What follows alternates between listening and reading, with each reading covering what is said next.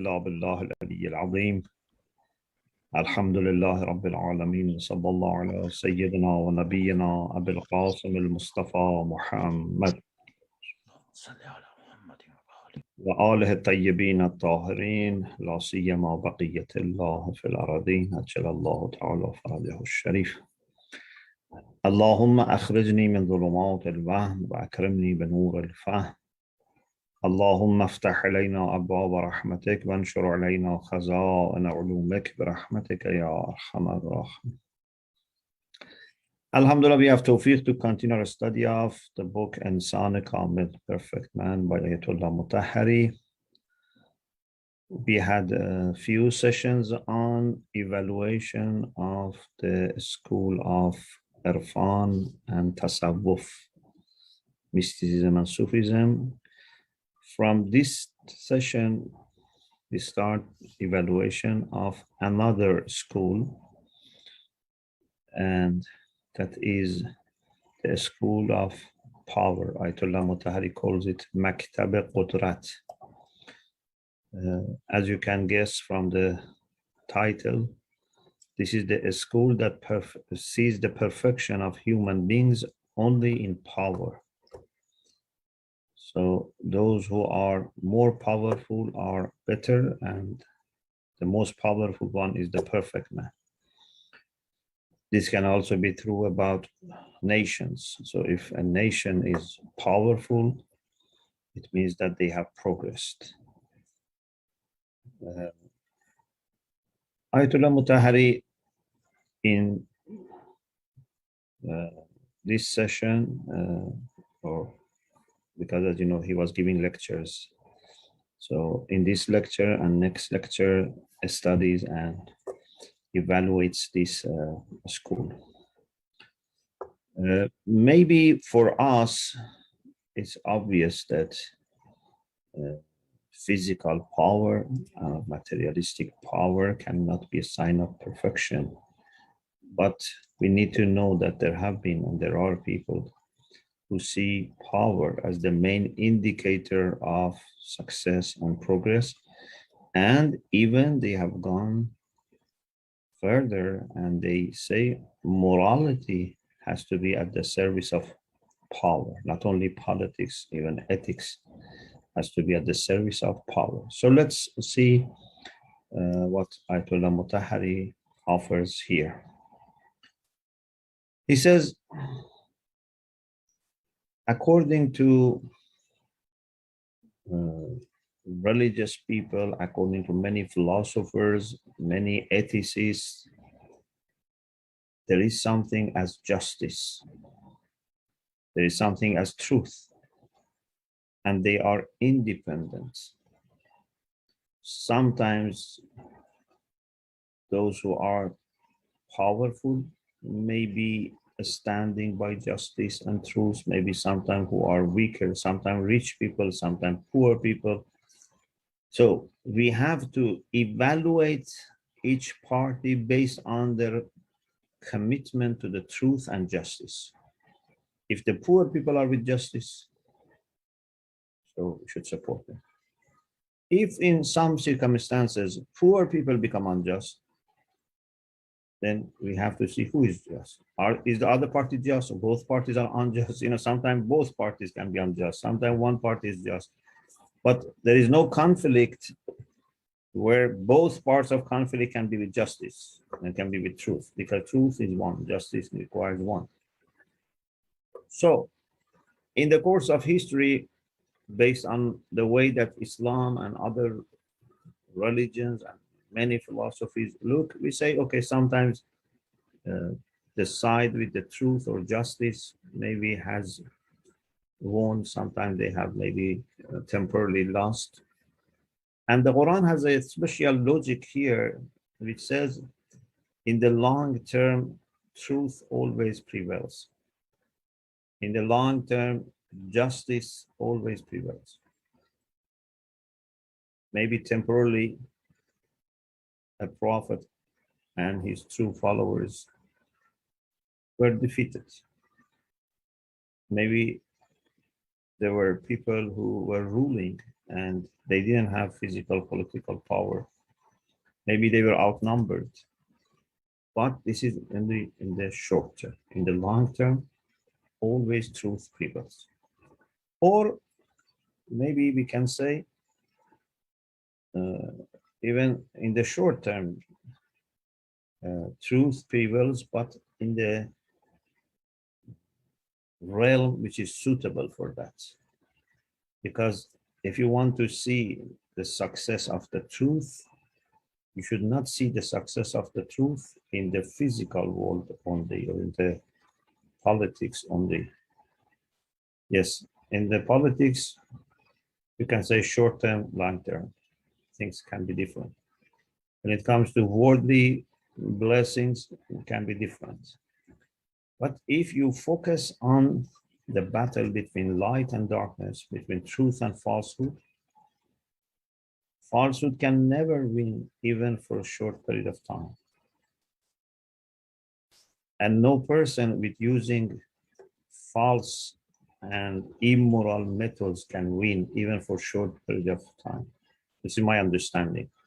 So I don't say that, for example, someone who cheats, someone who is doing zulm, would be from a spiritual or ethical point of view able to prevail for a short period of time. No, I said even for one moment. Yes, if your aim is something else, that's different. Those whose aims are truth, those whose aims are to gain light, purity, nearness to Allah subhanahu wa ta'ala, and work for that, even for a second, they don't lose. And the other party, even for a second, cannot win over them. In any case, in Islam and other even religions, at least at this level, there's agreement that the most important thing is justice, is truth. And we should promote moral virtues, starting with justice, but also kindness, mercy, sometimes to sacrifice your own benefits for others. But in the school of power, all these things have, been turned down and sometimes upside down, quite opposite. Not only they have switched off moral conscience, they have actually made it work in the favor of power and people of power. So Ayatollah Mutahari gives us a short history. He finds the roots of this idea in ancient Greece. If you go back about 2,500 years ago, when there were people who were Sufis. Sufis had the idea that there is no such a thing as truth, or if there is such a thing as truth, we cannot discover it. And the famous motto was, man is the measure of everything. And they had the idea that, because they used to be lawyers, and they were so professional and so capable that they could prove wrong to be right, right to be wrong, guilty to be innocent, innocent to be guilty. So then they thought, oh, it seems that there is no reality. We make decisions about this. So they had these ideas, and their ideas were defeated by Socrates. Socrates was quite opposite, by Aristotle, by Plato, and later by Christianity. Christianity, along with those great philosophers like Socrates, Plato, Aristotle, all stood against the ideas of the Sufis. And they said that power is not the main factor, and you cannot justify things based on power, based on worldly material strength of power. Anyway, with the coming of Christianity and spread of Christianity in the West, these things, at least theoretically, were clear. But then Machiavelli, the Italian thinker, he based his moral philosophy on power and dominance. And he said, the only thing that counts in politics is the dominant. And for reaching this, everything is possible. Everything is permissible. Lying, cheating, to betray, to break your own, promises, etc. You should not think these are negative things. If they can serve your political agenda, that's fine. Actually, you should not even feel inside that, because for them, power is the main thing. And he says, then later Nietzsche also took it further, and he said, ethics is this. Not only you should not feel bad if you disregard ethics, actually ethics is this. Whatever helps you to gain power, that's ethical. Here, Ayatollah Mutahari opens brackets, and he says, if we go a little bit back, after Enlightenment, then we have philosophers who helped formation of modern sciences. These philosophers helped formation of modern science and development of modern sciences. One of them is the English philosopher Bacon. Bacon had the idea, which benefited but also harmed. The idea that we need to make science at the service of service and benefiting human life. This helped, this brought positive changes to human life or conditions of life, but also unfortunately removed the sanctity of science and knowledge. Then, with this idea in mind, people seek knowledge in order to gain control over nature, work, make some money, etc., just as a kind of instrument. The idea that was there before and still in some religious traditions and some Asian traditions are there, that knowledge is sacred, is missing. And this first helped human beings develop sciences in order to benefit from nature, but then it led to ruling over nature without responsibility and damaging everything just because you want to benefit and benefit and benefit. This was mixed with a utilitarian approach and created lots of problems. Ayatollah Mutahari says, in Islam, we have lots of things about superiority of knowledge over money. But for these people, knowledge is to make money. Maybe Bacon himself was not, seeing it coming that way, but anyway, he paved the way for this kind of idea.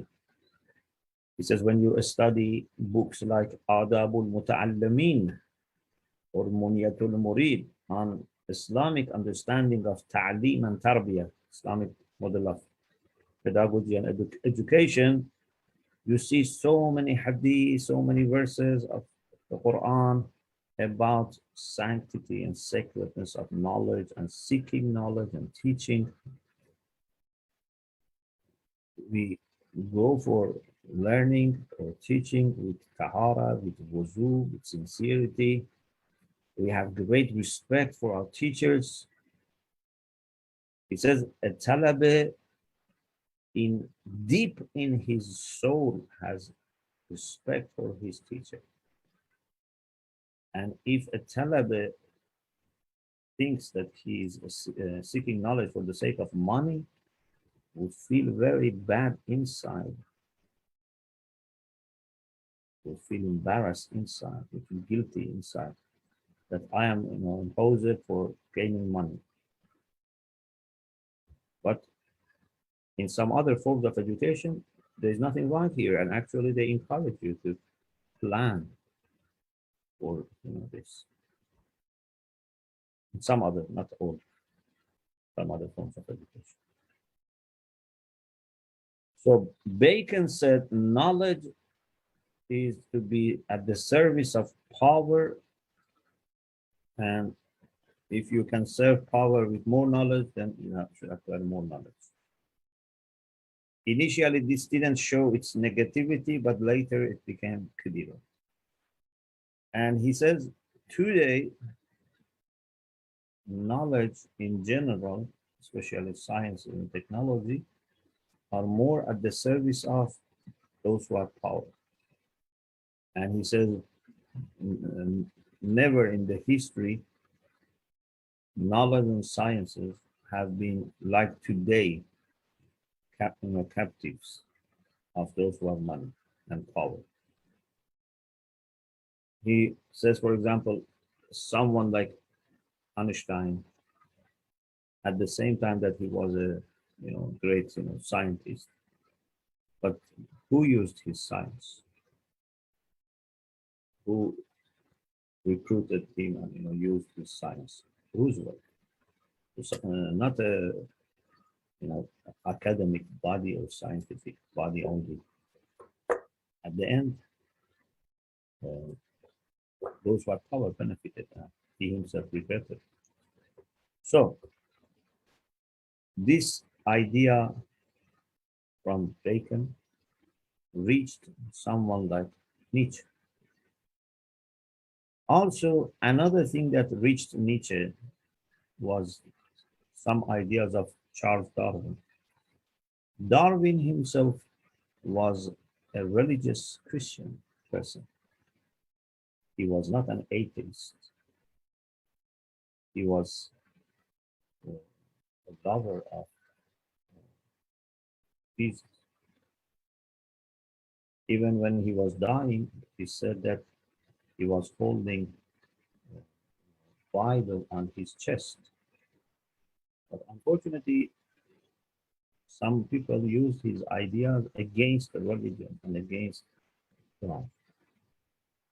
One of the ideas of Darwin, which was used by people like Nietzsche, was about his idea of the struggle for survival between different types of animals. And he had the idea that those who are the strongest, or some people of course said later they corrected, they said no, that's not always strong, not that strong, but those who are weakest. But anyway, there was a formula that those who are stronger, they survive. So some people then brought this into politics, and even today, we have some forms of ethics which are relying on ideas of evolution. So Nietzsche said, look, even from evolutionist perspective, the only way for survival is to let those who are stronger to remain. Nature has done this already, but we human beings have interfered because of ideas of, the way in my words, the ideas of people like Socrates, Plato, Aristotle, Jesus, and all religious figures, etc. These ideas have intervened when it comes to human beings, and this is why still weak people are there. But we should stop that. Religion and ethics in the traditional way for someone like Nietzsche is a way that weak people want to stop progress of humanity. No one should help poor people. No one should help, for example, people who have some kind of disability or etc., so that only powerful people remain. He was against Jesus, he was against religion, he was against traditional ethics. And Ayatollah Mutahari says, it is said that at the end of his life, he became mad. But he said, you can see traces of that even from before. He quotes some of the texts about Nietzsche from a book on history of Western philosophy, which is very well known in Iran, called Foroughi.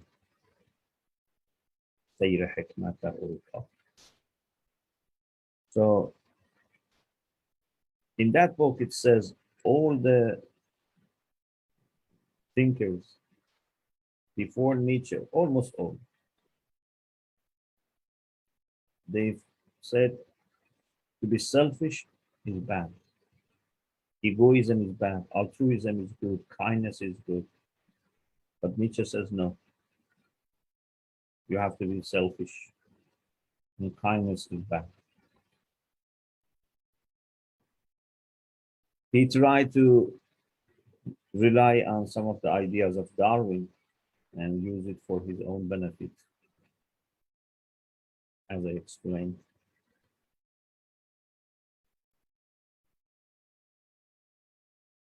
He says, some people say, maybe it was better if we were not born. He says, I don't know, maybe. But now that I am here, I must enjoy myself as much as possible. Enjoy yourself as much as possible. And whatever is needed. If you have to be harsh, if you have to be cruel, if you have to be hard-hearted, if you have to deceive, no problem.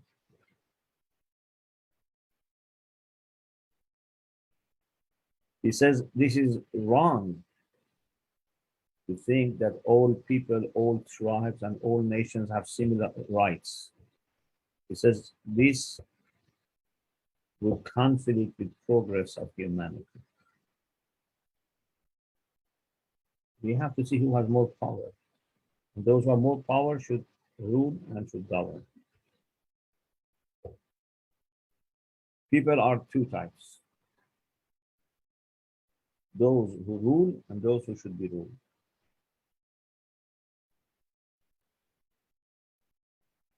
And everything, every social structure, civilization, everything should serve the ruling group, those who are governing.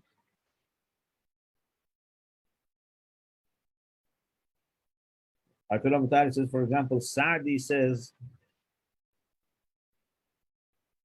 گوسفند از برای چوپان نیست بلکه چوپان برای خدمت اوست. Sheep is not to serve shepherd. Shepherd is to serve the sheep.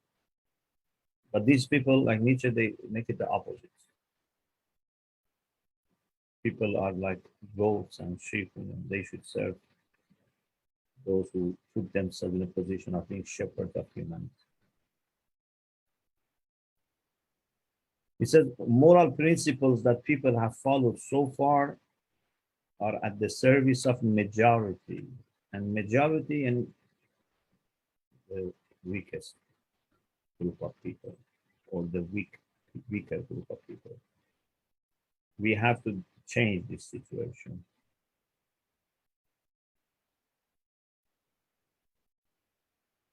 And then he attacks, Christianity, etc. And he says, it is interesting that Nietzsche says religion is made by weak people in order to stop powerful people. And Karl Marx says the opposite. He says religion is made by powerful people in order to stop the poor people. And both of them are wrong. Religion is, so each of them has seen part of the truth, but has failed about the other. In one session I told you that normally these people see something, but unfortunately then they exaggerate. So on the one side, religion has called for support for the poor people. So how can someone like Karl Marx be correct? On the other hand, religion sometimes says to the poor people that they have to work harder. So how can someone like Nietzsche be correct? He says Buddha and Jesus, they have harmed human progress. Nietzsche says Christian ethics is ethics of slaves. To talk about equity, to talk about peace, to talk about observing rights of women and labor, etc., which is common today. He says this is all deception and they have damaged human life. We should not think about God. We should not think about the eternal life. We should not have kindness in our heart. Tender, no. Even, for example, about women, he had very strange idea that men who can fight, they are the main part of the society, and women that should help them and bring children. Because for him, just power and only the physical power and worldly power was important.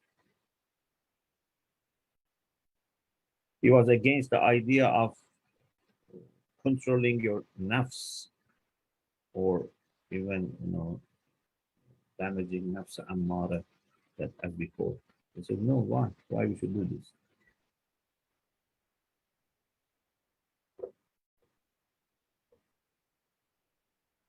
Now, I think we had enough of presentation of this power, this school of power. Now let's see what is the Islamic view. Is Islam in favor of power or against power? Is Islam against powerful people or weak people, or in favor of them? What is Islamic understanding of power? He says, certainly in Islam, power and strength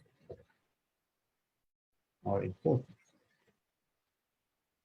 In the Quran and in the Hadith, clearly high emphasis has been put on gaining power, but not worldly power necessarily, not political power necessarily. Today, when they say power, normally this kind of power may come to them.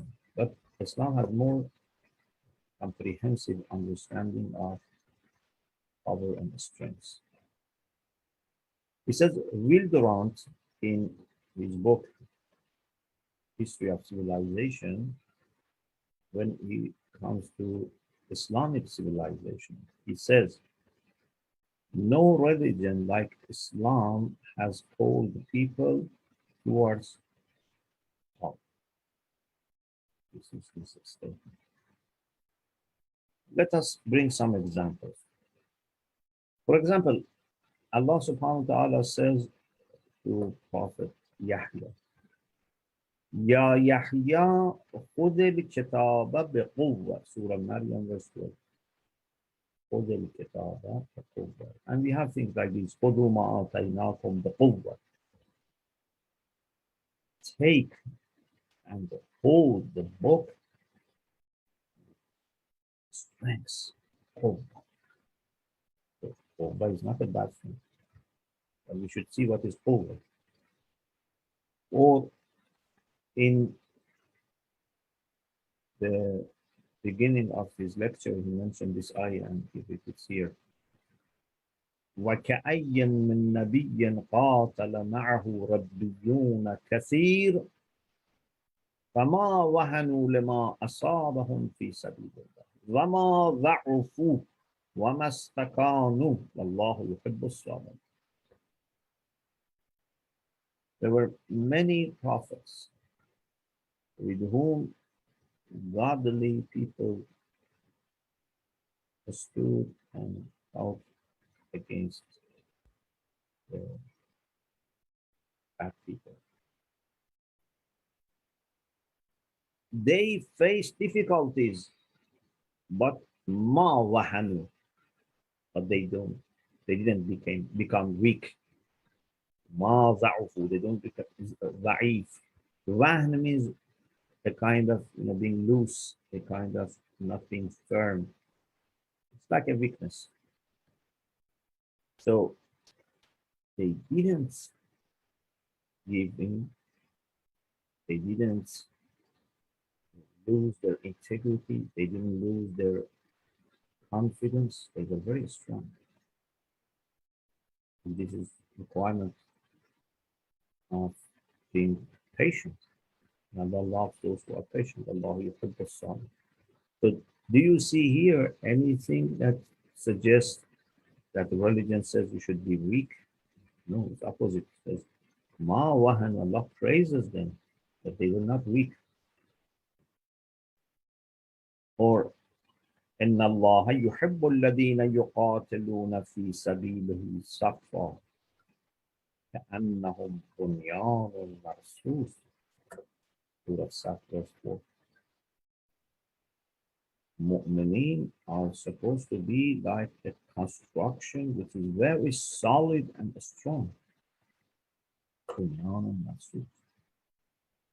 Or Allah says, Muhammadun sallallahu alayhi wa sallam, Rasulullah walladina ma'ahu ashidda'u ala al-kuffar ruhamaa'u. When it comes to the enemies of the truth, kafir means those who reject the truth, those who are enemies of the truth, knowingly. They are strong, but they are also at the same time very quiet people. It's not that they have no control. They are always the same. No, depending on the situation. If they have to resist, they resist. If they have to assist, they assist. Or bravery in Islam is praised. Dignity, which is very much connected to power and strength, is very much emphasized on in Islam. Quran says also, وَأَعِدُّوا لَهُمْ مَا اسْتَطَعْتُم مِّن قُوَّةٍ وَمِن رِبَاطِ الْخَيْلِ تُرْهِبُونَ بِهِ عَدُوَّ اللَّهِ وَعَدُوَّكُمْ. Surah Anfal, verse 60. Allah says to the believers that they should prepare as much as they can power. They must be very strong so that enemies would have fear of attacking them. So this is to stop them even attacking. Then he goes to some hadith. Rasulullah sallallahu alaihi wasallam is quoted as saying, لا ينبغي للمؤمن أن يكون بخيلا ولا جبانا. A mu'min is not expected to be miserly or fearful. Mu'min must be generous and brave. In a dua, Rasulullah prayed to Allah, Allahumma inni a'udhu bika min al-bukhl وَأَعُوذُ بِكَ مِنَ الْجُبْنِ. I seek refuge with you from being miserly and fearful. You see, so we have to be generous to help people, but we have to be also brave. Where is the weakness? There is no weakness here. Amir al-Mu'mineen said, Al-Mu'minu nafsuhu aslabu min as-sald. The soul of believer is harder than like a rock. Some stones are, rocks are very hard. Woman should be harder than that. Not the heart of woman. Heart of woman is soft, but the strength, the ability to resist, the ability to stand by your principles. Imam Sadiq alayhi salam said, إن الله عز وجل فضل إلى المؤمن أموره كلها ولم يفضل إليه أن يكون ذليلا. Allah has let a believer to take care of everything of his affairs. The only thing that Allah has not permitted a believer is to be ذليل, to lose his or her dignity. You want to give your money, you want to give, I don't know, your property, your time to people. I don't know what you want. You want to be very humble, but you cannot give away your dignity and honor. And from this, we can understand then that everything that Islam doesn't permit is because we lose our dignity in dunya or akhirah or both. Because someone may mistakenly say, oh, this hadith says, just keep your dignity and then do whatever you like. No, if you keep your dignity, you cannot do whatever you like. Dignity, and as I said, I believe that dignity is the foundation of Islamic ethics. And then Imam said, أما تسمع قول الله تعالى يقول ولله العزة ولرسوله وللمؤمنين. Have you not heard? Do not hear that Allah says, to Allah dignity belongs, and to the messenger and to believers. And then said, فالمؤمن يكون عزيزا ولا يكون ذليلا.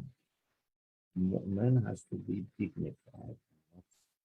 Value, humiliated, and someone who has no dignity. We have إن المؤمن أعز من الجبل.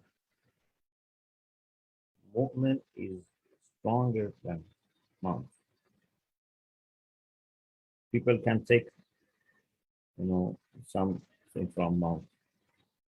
Sometimes we some instruments with some, special, machines. They take away stones, soil, etc. from mountains. But المؤمن لا يستقل من دينه شيء. But no one that can take anything from faith at the moment. Because in the sense of harming him, robbing him.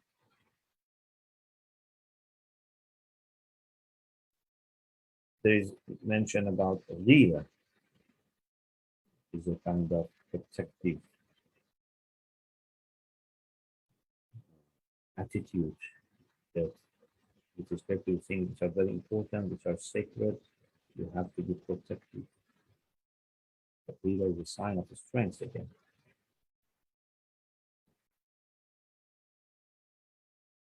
Imam Ali alayhi salam in Nahj al-Balagha very much talks about this issue. For example, he says, فَبَاللَّهِ مَا غُزِيَ قَوْمٌ قَطُّ فِي أُخْرَ دَارِهِمْ إِلَّا ظَلُّوا. By Allah, no nation has allowed, this is the way I explain it, has allowed enemies to enter their land, and then trying to fight them back unless they have lost their dignity.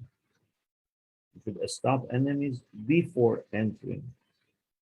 Not that you say, okay, let them come and we fight them inside.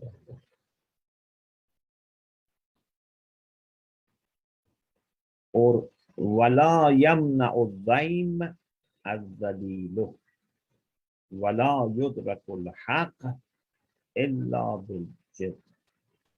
Someone who is dhalil, someone who has no honor, cannot stop zulm. Sometimes we, unfortunately, invite people to do zulm to us. A nation which is weak, they invite others to do zulm to them. لا يدرك الحق إلا بالجد. Haqq, either truth or your rights, cannot be achieved and reached except with seriousness. So there's a question here Ayatollah Mutahari raises. Is right something to demand or to give? So nowadays, many people say, right is to demand, something that you have to demand. In Islam, rights of people have to be given, and also they should demand, unless there is, place for forgiveness, a place for generosity. That's another thing.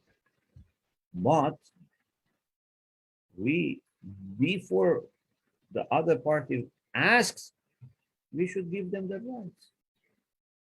Even we should sometimes give from our own rights to help people. Why we have Ithar, we have Mawasat, we have all these things. Mawasat, Ithar.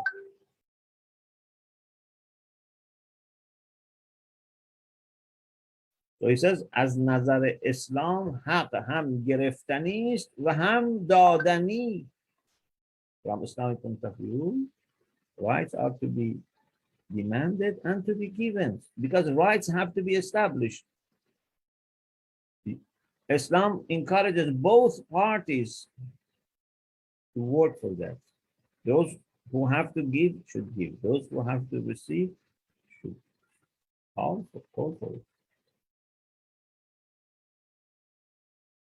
And then he quotes a sentence from Imam's letter to Malik Ashtar, where he quoted a hadith from the Prophet, and he said, سمعت رسول الله يقول في غير موطن. I heard Rasulullah in more than one occasion. He said, لن تقدس أمة حتى يؤخذ للضعيف حقه من القوي غير متأتئ.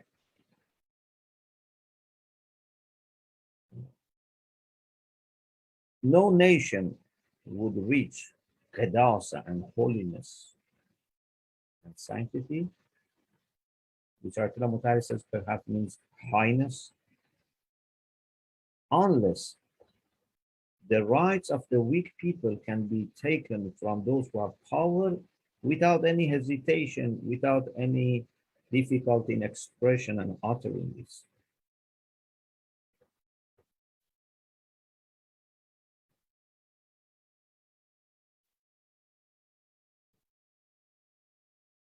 Even when we read the life of the Prophet sallallahu alaihi wasallam, who had great akhlaq, but we find he was not a weak person. He was a very brave person. He was a very strong person. He was not losing his confidence. Amir al-Mu'minin alayhi salam, who is considered by all Muslims as a great supporter of Islam, a very brave person, he says, whenever battle was getting very severe, كنا إذا احمر البعث اتقينا برسول الله. Muslims in general, when battle was getting very fierce, very severe, they were taking refuge with Rasulullah. Gained, power and support. So Rasulullah was not a weak person, but at the same time was a very kind person, very caring person. فَبِمَا رَحْمَةٍ مِّنَ اللَّهِ لِنْتَ لَهُمْ وَلَوْ كُنْتَ فَظًّا غَلِيظَ الْقَلْبِ لَانفَضُّوا مِنْ حَوْلِكَ. So this is a brief presentation of Islamic view about power, but he has one more lecture to offer on this. Inshallah, we'll continue this discussion in the next week. وآخر دعوانا أن الحمد لله رب العالمين. Jazakallah, Sheikh. MashaAllah. Thank you very much for this inspiring lecture. So now the floor is open for questions. Please raise hand if you have any question.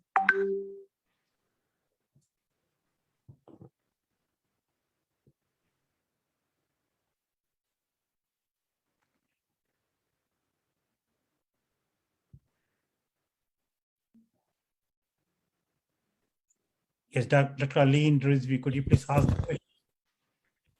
Assalamu alaikum.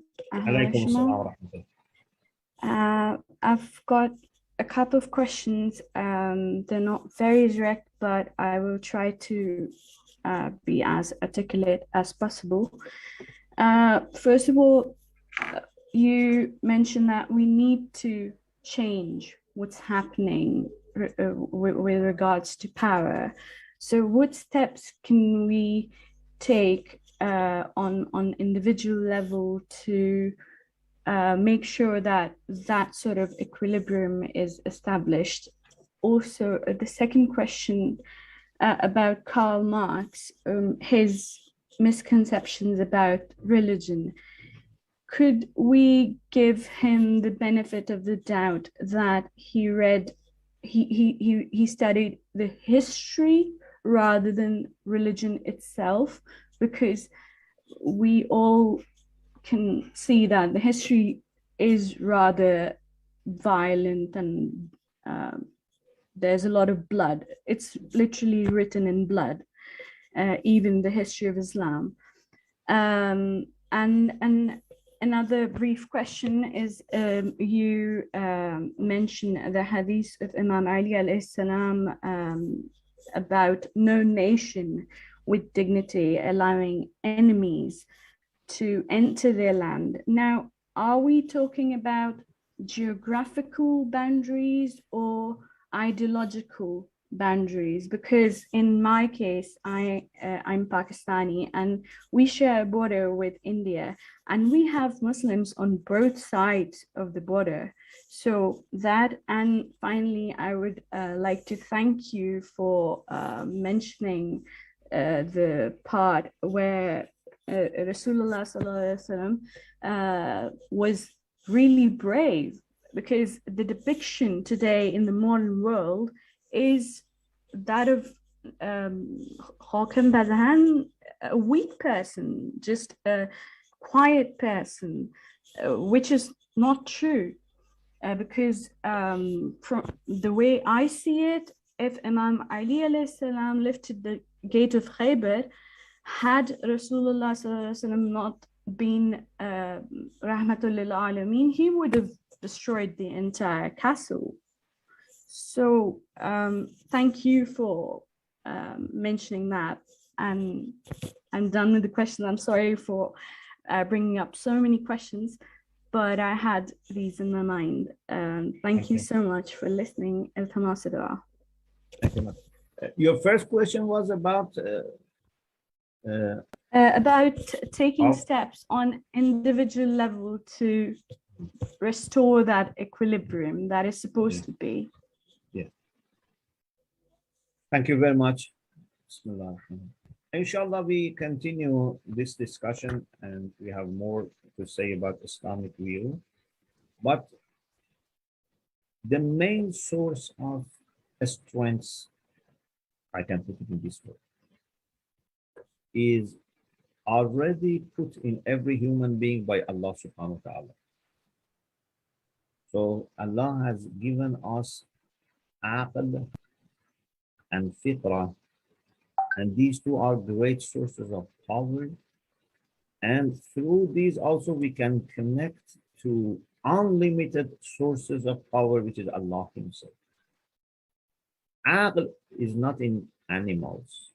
Fitra is not in animals. And this is why human beings can, rule and be dominant over animals. Even, huge, strong animal like elephants, even a child can, be ruling over an elephant.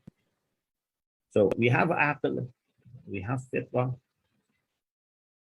If we don't safeguard these two, something that can help us become stronger or become weaker is our emotions and our khiyal, just imaginations and thoughts.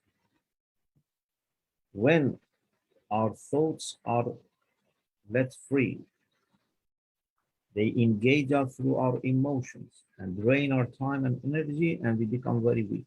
Like imagine if you have a great army, but the commander of the army listens to the rumors and takes the army from this part to that part to fight enemies which are not there, and the real enemies can attack.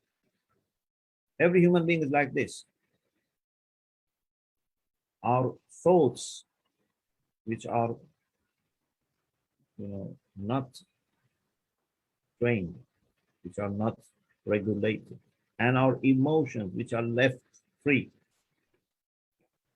can create lots of problems for us. But if we listen to act, if we benefit from the dignity that we have and the light that we have in our fitra, then we have great source of strength, and yet we can do more by connecting ourselves to Allah subhanahu wa ta'ala. Such a person can never be defeated, even if surrounded by lots of challenges and enemies. There is so much of strength, so much of wealth inside. Like gold. If you are gold, gold is always gold. Gold cannot be anything else.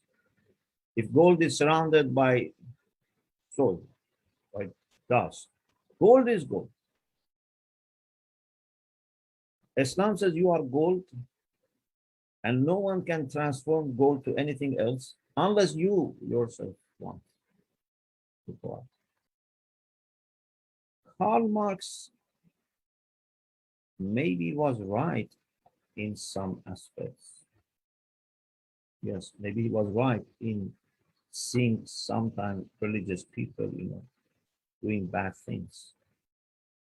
But the problem is that he didn't study harder to see how much also religion has helped people, how much has benefited people. And also, if anything can, like religion, might be misused, it's not a problem of religion or problem of God. So he was very much rushing in his judgment. So maybe he saw some good things, he observed things nicely, but he didn't manage to have the whole picture properly drawn. This was the problem. And about the hadith of Amir al-Mu'mineen, ما غزي قوم قط في أخر دارهم إلا وقد ذلوا. In the first place, maybe this is about geographical boundaries, but I think this can be about other boundaries as well.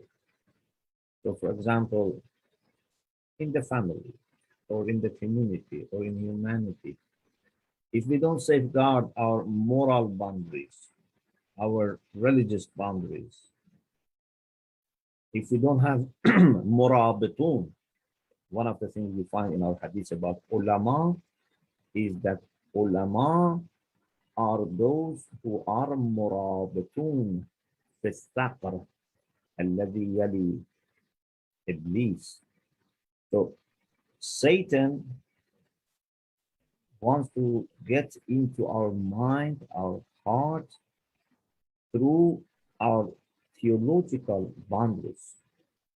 Ulama are marzban. In Farsi, we say marzban. In Arabic, we say murabita. Means those soldiers who take care of the borders. These are day and night, have to be careful. Those who are inside, maybe for days and years, they don't do anything. They have to be ready, but maybe there's no war or nothing, But those who are on the borders, they have to be always alert. And ulama are introduced as that. And every moment has to be also like that. Yes, so it's not only geographical boundaries. And finally, about the Prophet, sallallahu alaihi wasallam. Yes, Prophet was a very strong and brave person, but at the same time, very kind and gentle person. And this is the beauty of Islam that brings these two together. Rasulullah was very kind, very soft, but very strong. We have to learn how you can be strong without being harsh. You can be gentle without being weak. This is the beauty of real perfection here. Thank you so much. Allah keep you safe, inshallah. Assalamu Alaikum assalam wa rahmatullah. I have two questions, but they don't relate to the subject matter of your speech. So my first question is that Sunni scholars say that Janabe Kulsum, the younger sister of Janabe Zainab Kubra Salatullah Alaiha, was married to the Caliph Umar. And they further say that is written in a Shia book known as Usul Kafi. I don't have the book, but I'm sure you must have gone through that book. Is it first question is it true that Usul Kafi says that Janabi Kulsum was married to Umar? And second question is, if it is not true, I believe there are some books that say that she was married to one of the sons of Hazrat Jafar al-Tayyar. If that is true, which book would tell me that she was married to the son of Hazrat Jafar al-Tayyar? Yeah, there is a question like this, and some ulama have done a good research on this, and there is a kind of essay in Arabic, unfortunately. I don't know if it's translated to English. That I can share the link later. So there are different opinions here, and some people deny this. Some people say this might have happened, but just at the level of aqd, but it was not that marriage actually take form, and it was for sure not something that was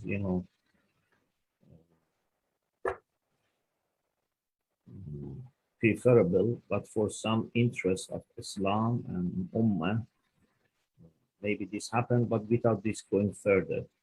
So I can share the link, inshallah, with the brother, and he can share with the group or next week, inshallah.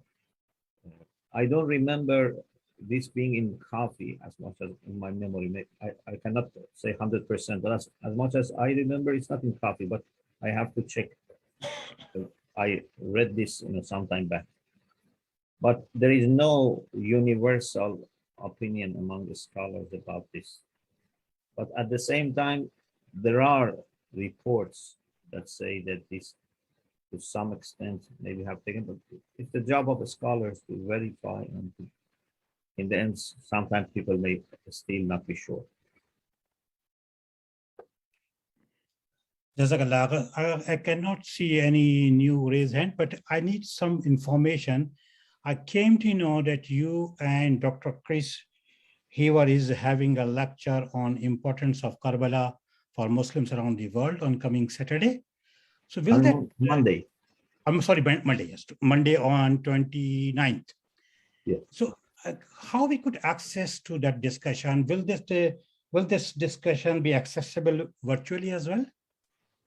Actually, I asked one of the organizers, and they said they are looking at it, but they haven't yet confirmed. All right. Okay. Okay. So I mean, if it is confirmed, I would appreciate it that we could get some sort of a link. If I hear anything, I put on my Facebook so that everyone knows. And if I remember, I will share with you also. Okay. But you have the poster, you have the details? Yes, I do have. Okay. I do have. Thank you very much. And I need your du'as, inshallah, for everything, and including this, inshallah, event to go well, inshallah. Inshallah. Okay, I'll just conclude and make iltimas dua. Bismillah ar-Rahman ar-Rahim. Amman yujibu al-muttarra ila da'ahu yakshifu as-su'. Amman yujibu al-muttarra ila da'ahu yakshifu as-su'. Amman yujibu al-muttarra ila da'ahu yakshifu as-su'. اللهم كل وليك الحجة ابن الحسن صلواتك عليه وعلى آبائه في هذه الساعة وفي كل ساعة وليا وحافظا وقائدا وناصرا ودليلا وعينا حتى تسكنه أرضك طوعا وتمتعه فيها طويلا وامن علينا برضاه وهب لنا رأفته ورحمته ودعاءه وخيره. Oh Allah, please send your rahmah and maghfirah to all mu'mineen and mu'minat, especially those who have rights upon us. Please bless our parents who are alive with health and dignity, and enable us to serve them and to look after them and be kind with them and very respectful to them. And those who have passed away, please be very kind and forgiving and generous with them. And on our behalf, please reward them for everything they did for us. Please give shafa to all people who are ill, people who have physical or mental or any kind of illness. Please give them shafa right away. Please keep us and our children and our brothers and sisters always on the right path. Please bless and protect our maraji, our ulama, our elderly members of community, our volunteers, our teachers, whoever is serving Islam, who is serving humanity, who is serving your cause.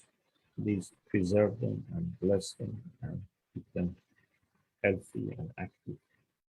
And please make our Imam al-Zaman happy with us and enable us to serve him before and after he comes. وآخر دعوانا الحمد لله رب العالمين. أحسنتم. May Allah bless you.